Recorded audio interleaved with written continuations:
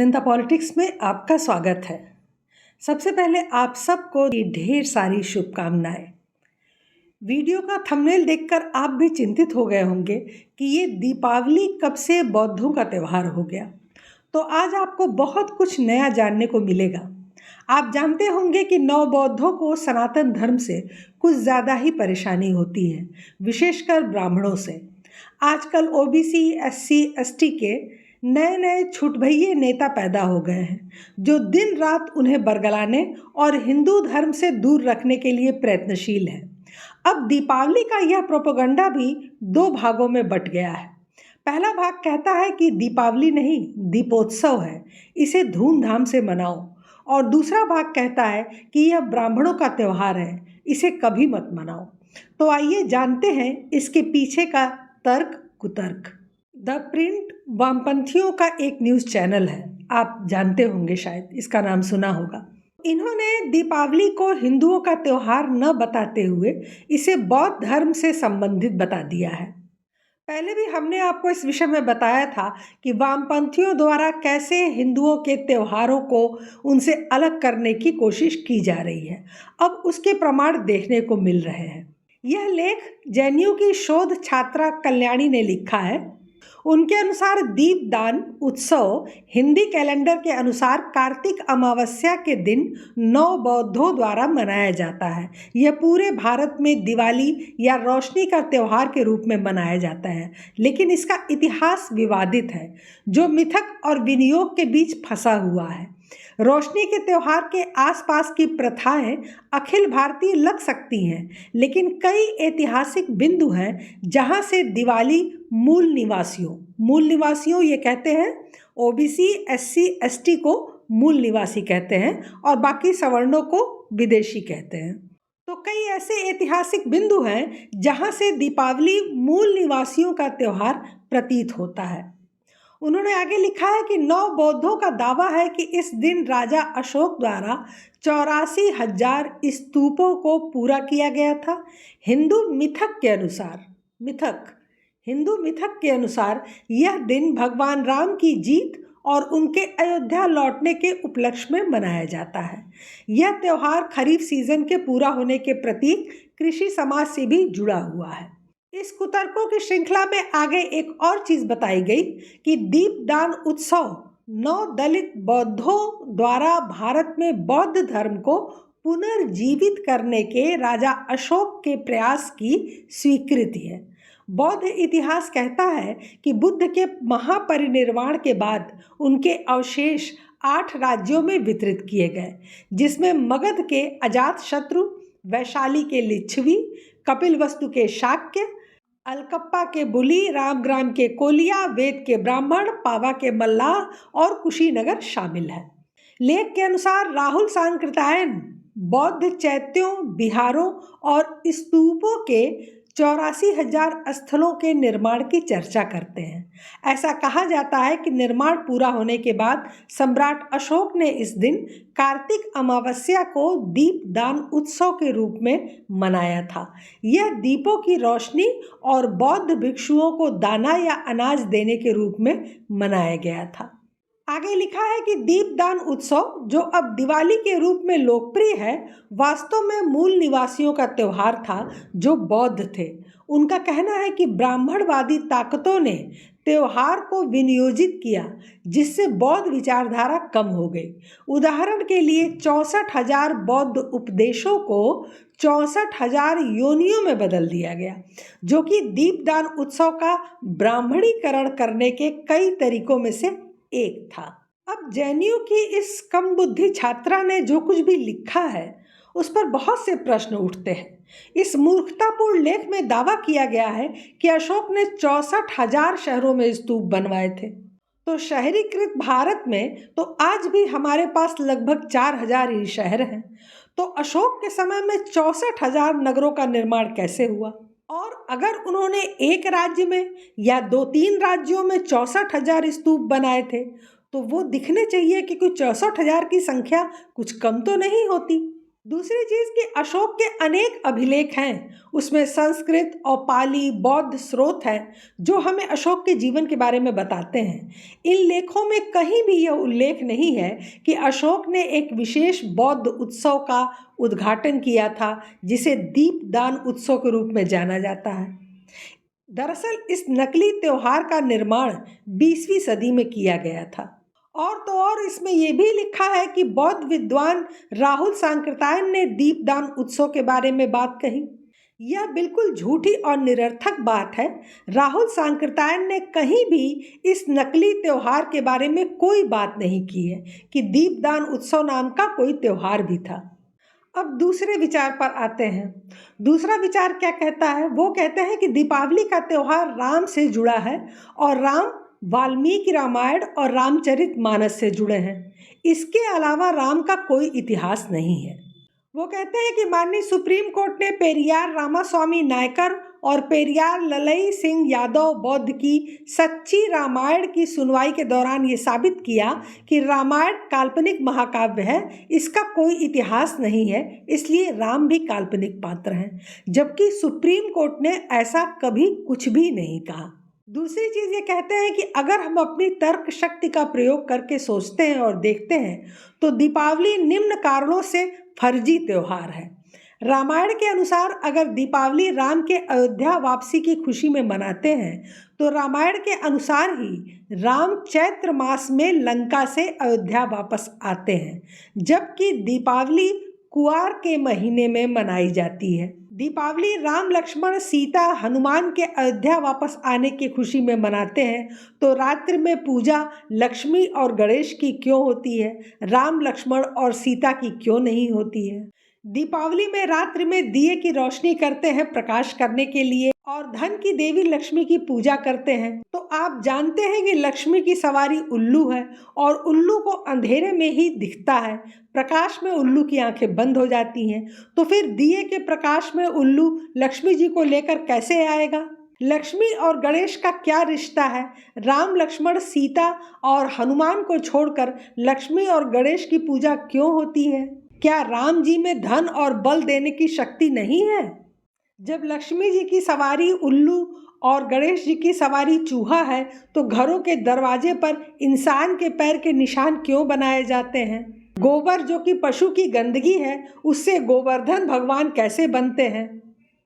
मुझे लगता है कि ऐसे मूर्खतापूर्ण प्रश्नों का उत्तर कोई नहीं दे सकता और ऐसे प्रश्न तो वो अनपढ़ लोग भी नहीं कर सकते जिन्होंने कभी विद्यालय का मुंह भी न देखा हो। उन्हें भी इन सारी बातों की सार्थकता पता है, लेकिन नवबौद्धों का मानसिक स्तर आरक्षण की भेंट चढ़ चुका है। इसके लिए आप कुछ नहीं कर सकते। ये लिखते हैं कि अगर हम अपने दिमाग की तर्क शक्ति का प्रयोग करते हैं तो ये प्रश्न उठते हैं कि ब्राह्मणों ने कहा कि सवाल मत करो, सिर्फ बेवकूफ़ बने रहो और हमारी बातें मानते रहो। इसलिए दीपावली एक फर्जी त्योहार है। वास्तव में ये एक बौद्ध त्योहार है जिसे हम दीपदान उत्सव के रूप में मनाते हैं। और वो किस लिए मनाते हैं? क्योंकि प्रियदर्शी सम्राट अशोक बौद्ध धर्म ग्रहण करने के बाद पूरी दुनिया को बुद्ध धर्म की शिक्षाओं का प्रचार प्रसार करने के लिए अपने बेटे और बेटी को चीन और लंका भेज दिया था और पूरी दुनिया में बुद्ध धर्म का प्रचार प्रसार किया गया था। भारत में 84,000 बौद्ध विहार, शांति स्तूप, गौशाला, पाठशाला, धर्मशाला आदि का निर्माण करवाया गया था। जिस दिन सभी बनकर तैयार हो गए उस दिन पूरे भारत को फूलों से सजाया गया। क्योंकि उस समय बिजली नहीं थी, इसलिए ही प्रकाश करने के लिए सभी जगहों पर दिए जलाए गए थे। लोग आपस में खुशी से एक दूसरे के गले मिलते थे, एक दूसरे को उपहार देते थे और उसी को दीपदान उत्सव के नाम से जानते हैं, जो कि क्वार के महीने में आता है। ब्राह्मणों ने उसी दीपदान उत्सव को चुराकर दीपावली बना लिया। दीपदान उत्सव में हमें गौतम बुद्ध की, उनकी माता महामाया और सम्राट अशोक और बाबा साहब डॉक्टर अंबेडकर की मूर्ति या फोटो को सामने रखकर उसकी वंदना करनी चाहिए। और अब जो इनका दूसरा पक्ष है वो भीम संघ या भीम सेना जो भी है, उनका क्या कहना है दीपावली पर वो जान लीजिए। वो कहते हैं कि दीपावली का त्यौहार आ रहा है और भारत के हर कोने में दिवाली मनाने की तैयारियां शुरू हो चुकी हैं, लेकिन क्या मूल निवासियों यानी SC, ST, OBC और आदिवासियों को यह त्यौहार मनाना चाहिए या नहीं? आज पूरे भारत के लोग दिवाली जैसी झूठी कहानियों पर आधारित त्योहारों को बहुत धूमधाम से मनाते हैं, क्योंकि अधिकांश मूल निवासी यह नहीं जानते कि यह ब्राह्मणों का त्यौहार दिवाली आखिर मनाया क्यों जाता है। इस त्यौहार के पीछे सच्चाई क्या है? सीधे शब्दों में कहा जाए तो दीपावली ब्राह्मणों अर्थात विदेशियों की मूल निवासियों पर विजय का पर्व है। रामायण महज एक काल्पनिक कहानी है जिसको सच्ची घटना साबित करने के लिए आज ब्राह्मण हजारों तरह के ढोंग और पाखंड कर रहा है। वह देश के मूल निवासियों को बेवकूफ बनाकर जबरदस्ती ब्राह्मण धर्म को मानने पर मजबूर कर रहा है।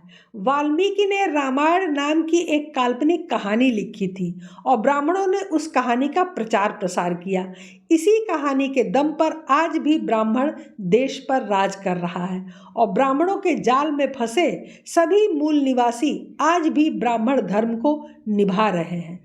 आज रामायण के साथ हजारों कहानियां जोड़ी जा चुकी हैं और लगातार जुड़ती जा रही हैं, लेकिन तार्किक दृष्टि से देखा जाए तो आसानी से समझ आ जाता है कि रामायण महज एक कहानी है। सभी मूल निवासियों को देश व विदेशियों की विजय के इस पर्व के बारे में सही और सच्ची विस्तृत जानकारी देते हैं ताकि मूल निवासियों को भी समझ में आ सके कि सच्चाई क्या है।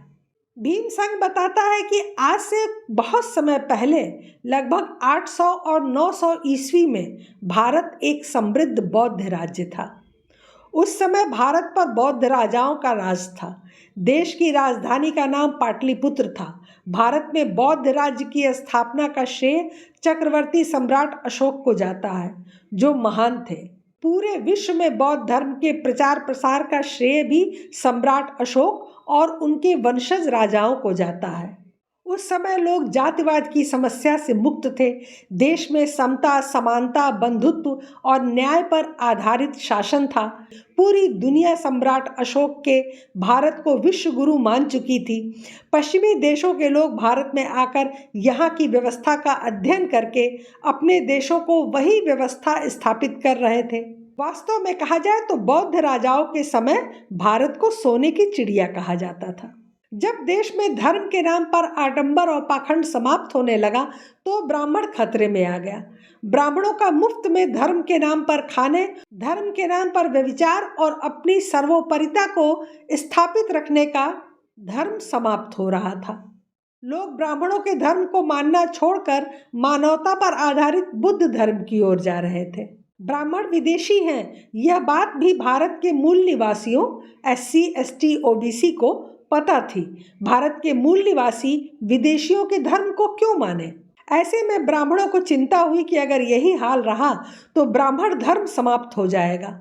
ब्राह्मण भी अलग से एक धर्म था। लोग ब्राह्मणों की सर्वोपरिता को नहीं मानेंगे और ब्राह्मणों को भी मेहनत करनी पड़ेगी। भारत के लोग झूठ, आडंबर और पाखंड पर आधारित ब्राह्मण धर्म के वेदों पुराणों को नहीं मानेंगे तो उनकी वर्ण व्यवस्था समाप्त हो जाएगी। अपना धर्म बचाने के लिए ब्राह्मणों ने एक योजना बनाई जिसमें देश के कोने कोने से विद्वान ब्राह्मण शामिल हुए। ब्राह्मणों ने बौद्ध राजा बृहदत्त को मारने की योजना की और बृहदत्त को मारने का कार्य पुष्यमित्र शुंग नाम के सेनापति को दिया। ब्राह्मणों की योजना के अनुसार पुष्यमित्र शुंग ने महल में सारे सैनिक वो तैनात किए जो ब्राह्मणवादी थे, अर्थात पुष्यमित्र शुंग का साथ देने वाले थे, ताकि महाराज का कत्ल होने पर कोई विद्रोह न हो सके। योजना के अनुसार भरे दरबार में पुष्यमित्र सिंह ने महाराज बृहदत्त को तलवार से वार करके मार डाला और पाटलिपुत्र पर कब्जा करके स्वयं को देश का राजा घोषित कर दिया। ब्राह्मणों का यह षड्यंत्र सफल रहा और देश एक बार फिर से ब्राह्मणों का राज स्थापित हो गया। इसके बाद बौद्ध लोगों पर ब्राह्मणों के अत्याचार शुरू हो गए। जिन्होंने ब्राह्मण धर्म को मानने से इनकार किया उन लोगों को मौत के घाट उतार दिया गया। बहुत से बौद्ध भिक्षु देश छोड़कर भागने पर मजबूर हो गए। ब्राह्मणों को डर था कि कहीं फिर से मूल निवासी एक न हो जाए और ब्राह्मणों के खिलाफ आवाज न उठा दें, इसलिए देश के मूल निवासियों को लगभग 6743 जातियों और उपजातियों में बांट दिया गया। बौद्ध धर्म के अनुयायियों और लोगों के पूरी दमन के बाद पुष्यमित्र शुंग ने अपने राजकवि वाल्मीकि को आदेश दिया कि एक ऐसी कहानी लिखी जाए जिससे पुष्यमित्र शुंग सदा के लिए अमर हो जाए। वाल्मीकि ने पुष्यमित्र शुंग को राम नाम से स्थापित किया और रामायण नाम की एक काल्पनिक कहानी की रचना कर दी। अब आप सोचिए कि आपको दीपावली मनानी है या नहीं। रामायण की सच्ची घटना हमने आपको बता दी। तो आपको समझ में आ गया होगा कि किस तरह के तर्क कुतर्क देकर, कितनी झूठी और गलत बातें कहकर इस समय जनता को भड़काया जा रहा है। ऐसी घटनाएं पैदा की जा रही हैं जो इतिहास में कभी हुई ही नहीं। महर्षि वाल्मीकि को पुष्यमित्र शुंग का दरबारी कवि बताया जा रहा है। इससे ज्यादा हास्यास्पद क्या हो सकता है।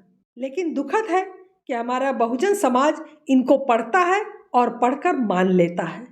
अब आप सोचिए कि सनातन धर्म की दुर्दशा क्या है। हजारों वर्ष से चले आ रहे इस धर्म को जातियों में इस तरह बांट दिया गया कि आज सारी परंपराएं, संस्कृत, संस्कार, आचार, विचार, देवी देवता सब कुछ शंका की दृष्टि से देखे जा रहे हैं और जगह जगह इनका विरोध हो रहा है। और यह सब कुछ हिंदू ही कर रहे हैं। आप यह भी जानते हैं कि इनकी जनसंख्या अधिक है। फिर किस तरह धर्म बचेगा और कब तक इसका पालन होगा, ईश्वर ही जाने। लेकिन हमारा धर्म है कि हम इस लड़ाई को जान लगाकर लड़ते रहें।